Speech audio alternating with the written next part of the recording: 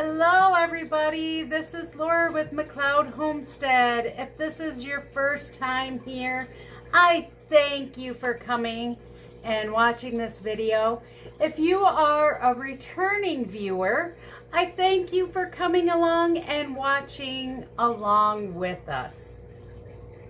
In today's video, I don't know if you guys have ever, well, some probably have, seen an apparatus like this. If you have, then you know what this video is going to be about. If you have not, then I'm going to tell you that this video, we are going to make some homemade raviolis. Yay! I got this apparatus from my father.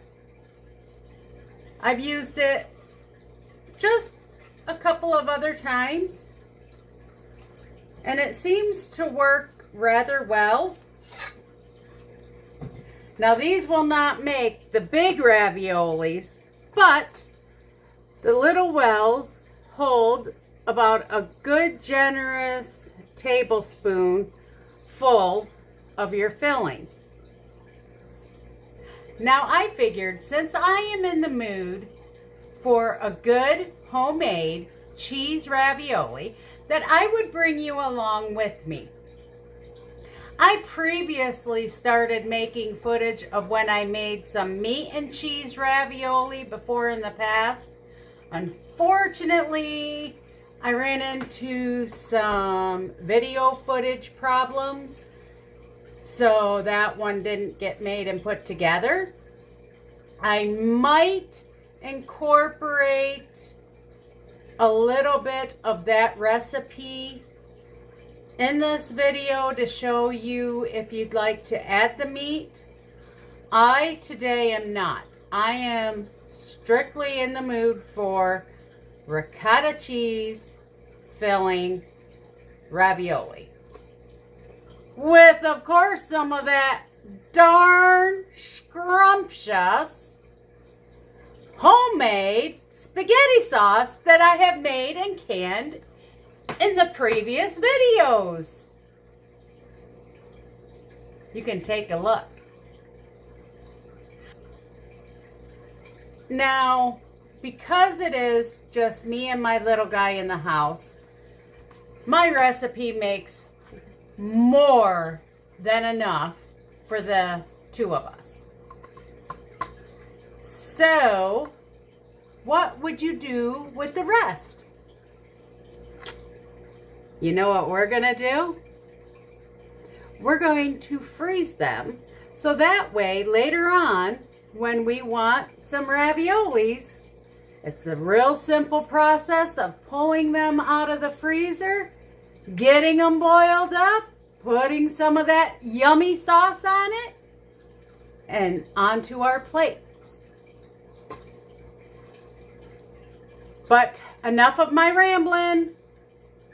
Let me get this washed up since I have been talking with my hands with it. I can't help it. It's in me. Now, I am going to use my KitchenAid to mix up the dough, but you do not have to. I also have an adapter to roll the dough out that I attach to my KitchenAid. Again, you do not have to have that attachment. You can easily put some flour down on your counter and just roll it to the thickness you want. Usually you want it paper thin.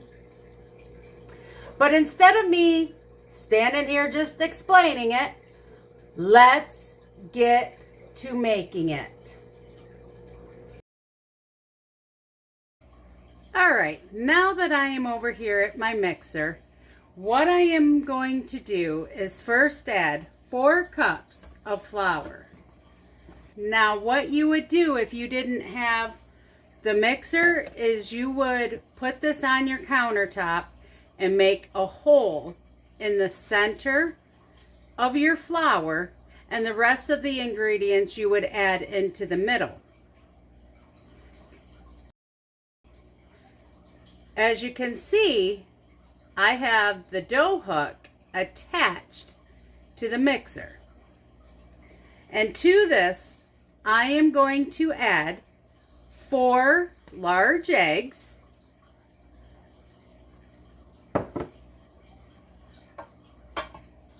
a half a cup of water,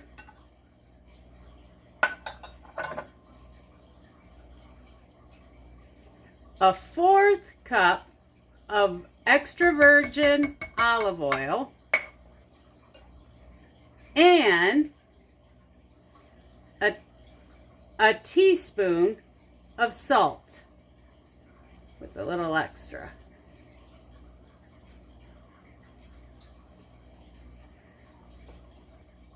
If you are doing this on the counter, this is where you would slowly start mixing in the flour with the eggs until it's all combined and kneaded. The consistency that we are looking for is that of Play-Doh. Now, with using the mixer, once it starts cleaning the sides, I know it should be about done. When you do it on the counter, like I said, you just keep working it until you get the consistency that you need. If it's a little bit dry, just add just a 1/4 of a teaspoon of water. If it's dry, just add a 1/4 of a teaspoon of water until it gives you the consistency that you're looking for. But I'm going to turn on my mixer now and we're going to check this out.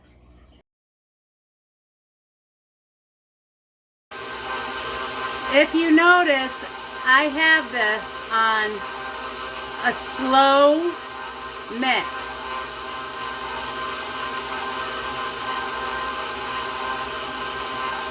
Honestly, I do that just to kind of start breaking up the eggs, and because I don't want a face full of flour.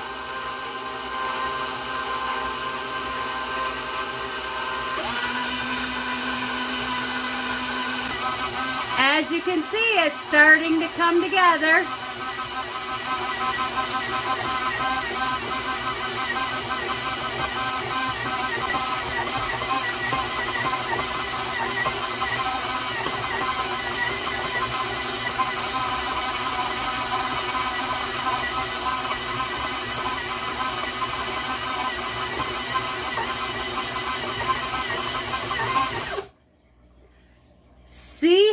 See how nice and clean my bowl is? Now let's pinch it. As you can see, as you can clearly see, it is Play-Doh consistency. We can shape it, we can roll it into a ball. That is perfect. Now what we're going to do is I am going to cover this with a towel and I'm going to let this rest for about 15 minutes. While I'm doing that, I am going to start getting things prepped to put the filling together. And really there's not much to the filling.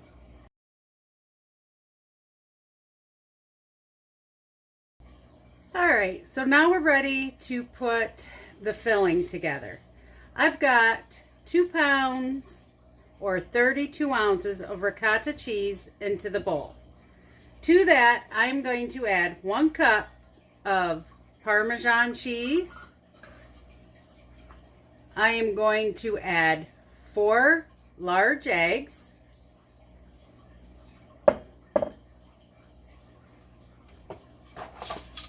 I am going to add 2 teaspoons of salt.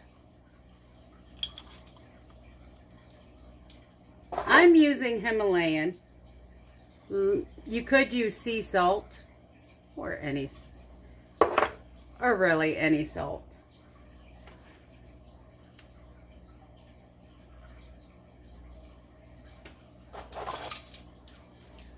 I am going to use a teaspoon of dried oregano,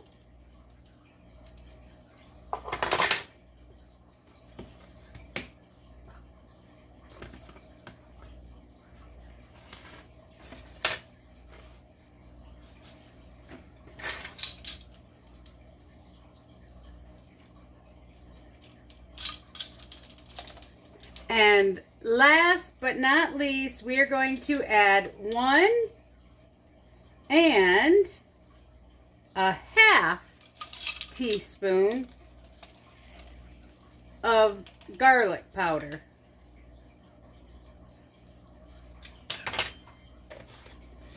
Now normally I would use the mixer to mix this all up. However, my mixer died and I forgot to go buy another one. So, since this is pretty simple, I'm just going to use a fork and we are going to mix this all in.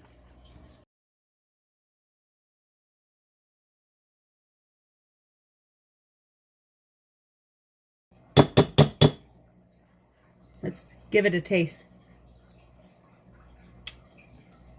Tastes really good. All right. The next time I see you, we're going to be starting to roll out the dough. See you in a minute. So I'm going to attach the attachment, and I wanted to show you how easy it is. You just flip up the latch. There's a screw on this side that you don't fully screw out, but you just loosen it so that way this can slide in nice and easy. One of the things I like to do is I like to make sure that this frame has a good amount of flour dusted into it.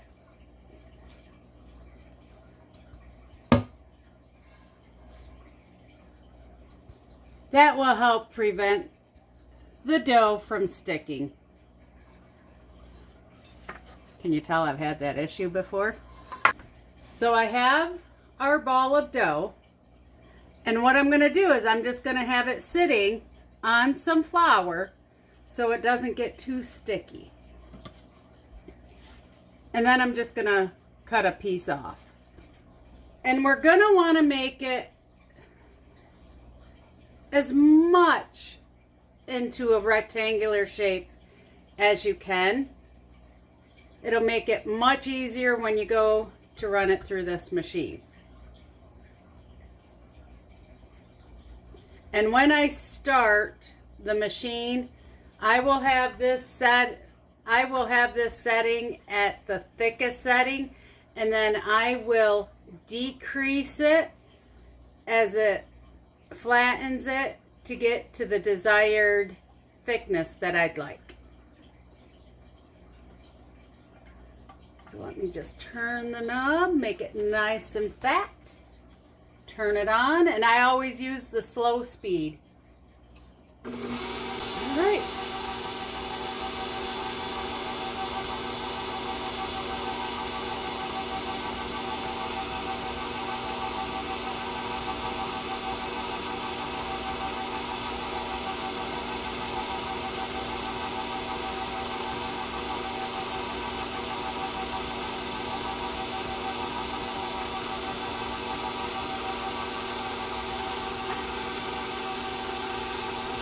I will fold it over and put it through again to try and get it into a nice rectangular shape.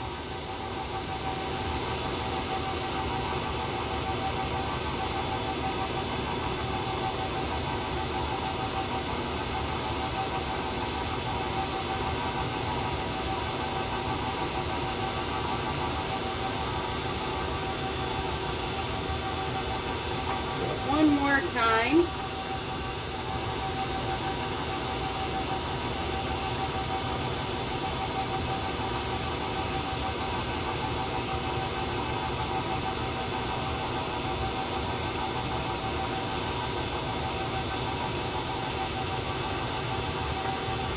Now that this shape looks pretty good,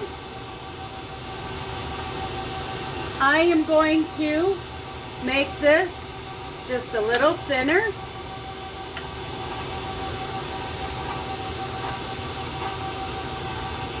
And run it through.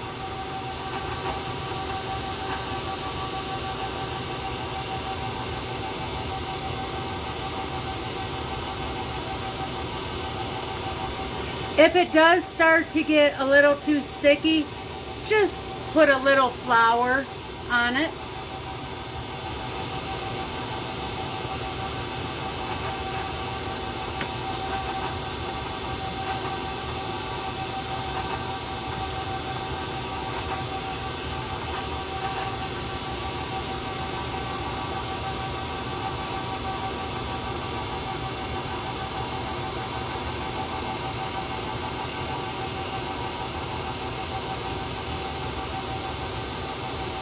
Do not force it through. Let it go on its own and you just guide it.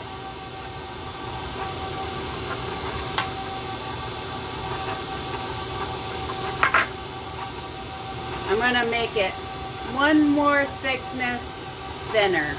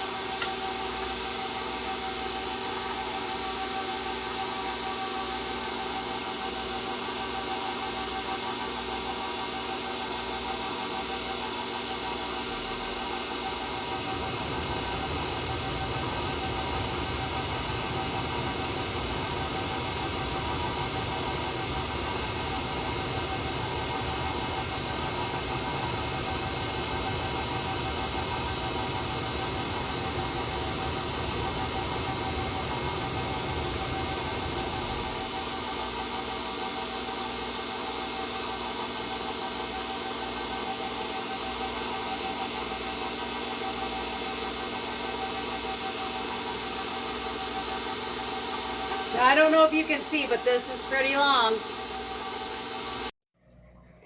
So I'm making sure that this is nice and floured with a little extra on the bottoms. It's not going to hurt anything. I am now just going to place my dough over the frame.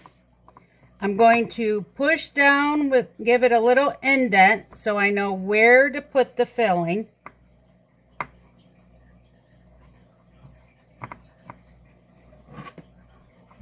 And then I'm just going to use a little teaspoon and start filling.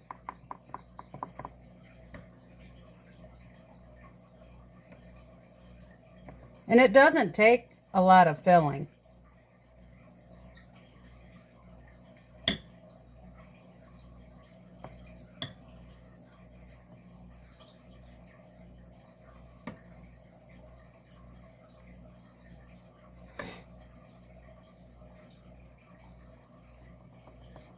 Try not to let that happen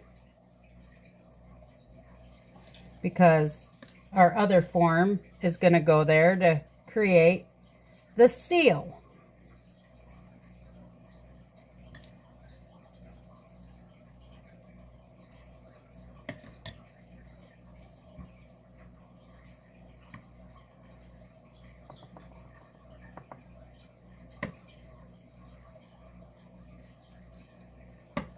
I'm going to put just a little extra flour right in that area because I know it's going to create an issue.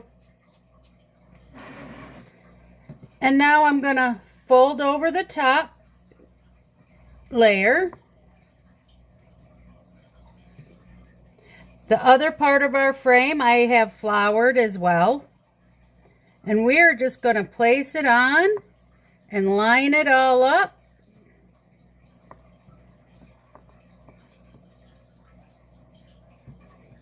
And then start pushing down. And then I will flip it over. And I'll give it a good pushing this way. You want to make sure that the frame and the indentations are nice and formed. And then we take it off. That looks pretty good. Now I'll come around with my knife and I will use the edge of the frame and cut off the excess.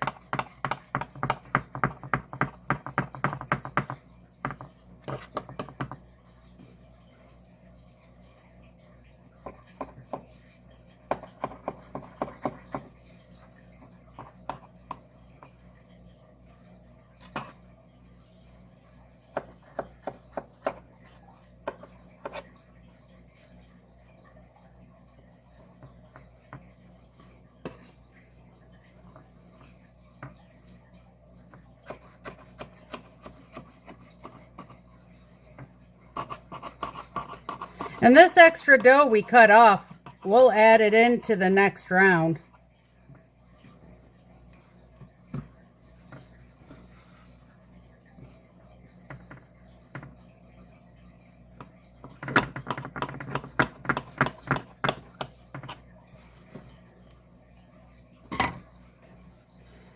And then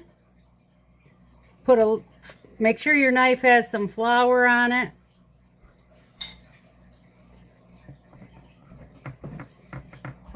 And just give it a little score.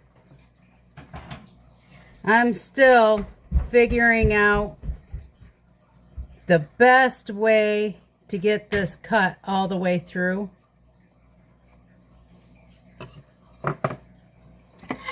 Now I do have one of these that I could line it up on the line.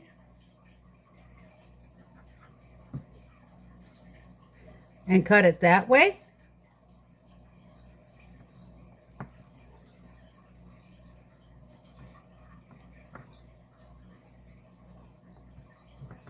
That seems to be working pretty good at this moment.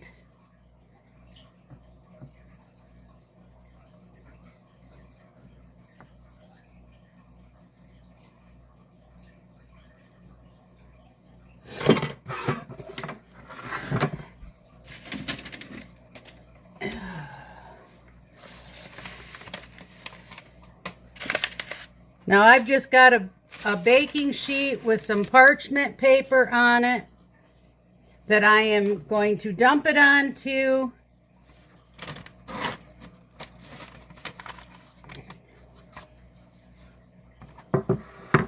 Look how nicely that came out.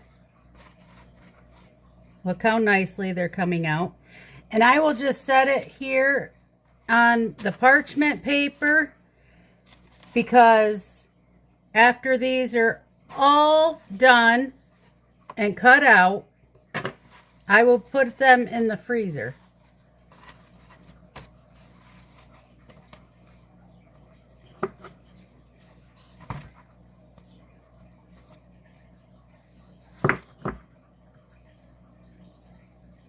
I can even,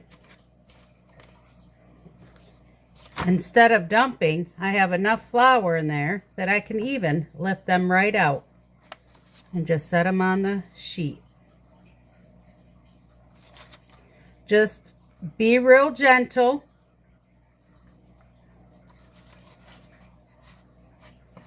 Just make sure you are real gentle with them so you don't get any leakage. I have two earlier that leaked and I have those separated.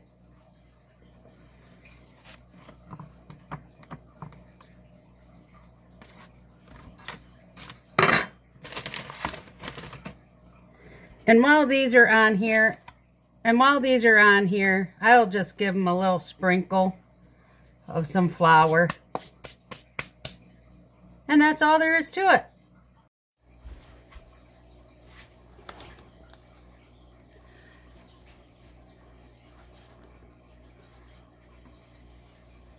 So that is all there is to this for now. And I'm just going to get the rest of these made up. And then, like I said, I will put them into the freezer until they are good and hard. And then I will take them off the cookie sheet and put them in a Ziploc bag and put them back into the freezer for storage.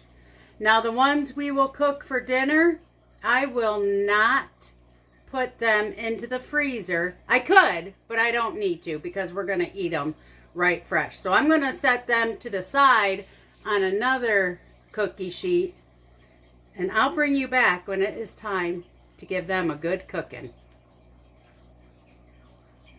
See you in a few.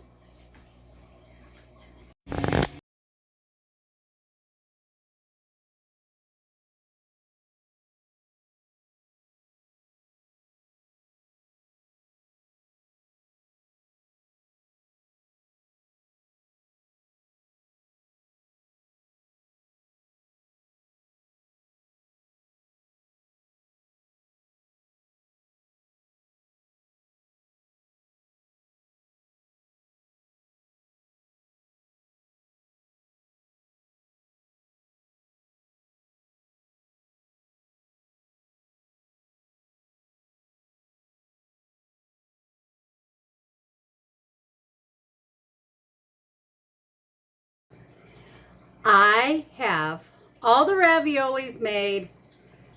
I made more than 48. I probably made closer to 80. But this is our plate. I've got them covered in flour to help them from sticking together. I have got the water boiling on the stove. And I'm going to take you over and show you how to cook these. So I'll see you in just a second. Almost time to try these. I'm not sure if you heard my little guy. He just said he can't wait. I think he's getting a little hungry too. So I've got the water boiling, and all I am going to do is drop them in. They will sink to the bottom, and you know that they are done when they rise up to the top and float.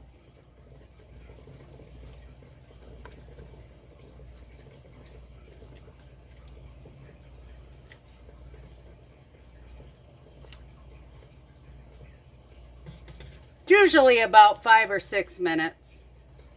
And I'm only going to do a very few at a time.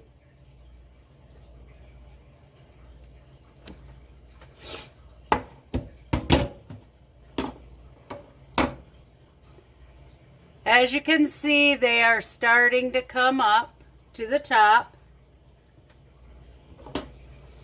I've had a couple that came open, as you can see. Sometimes you just can't avoid that.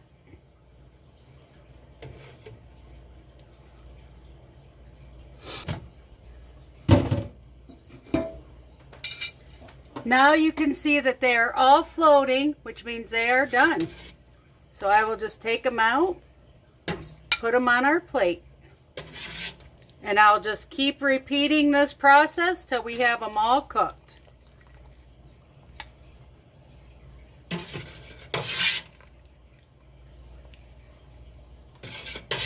Now before I drop the next ones, I will bring the water back up to boiling.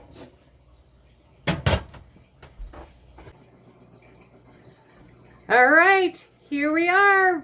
I've got the raviolis with a little bit of Parmesan cheese on them.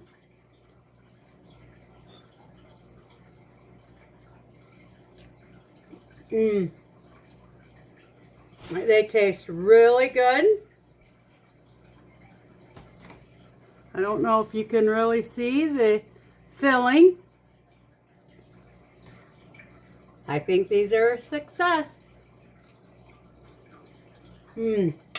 Alex, come here. Yeah? Would you like to try a bite? Yes.